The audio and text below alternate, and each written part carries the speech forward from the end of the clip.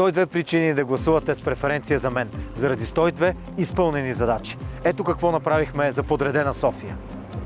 Забранихме нерегламентираното използване на фойерверки, освен на Нова година, и предоставихме сграда за ветеринарна клиника на фондация 4 лапи.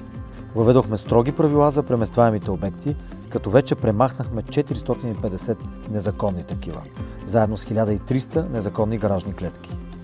Приехме нови стандарти за градска среда, за да няма ремонт на ремонта.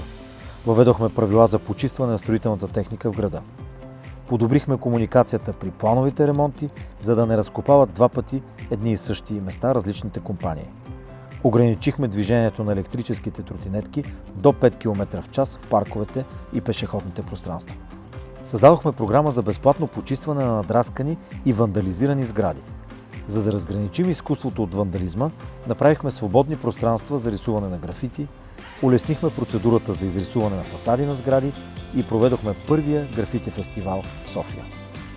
Гласувайте за общински съветници машинно за ГЕРБ СДС с номер 76 и ме подкрепете с преференция номер 102.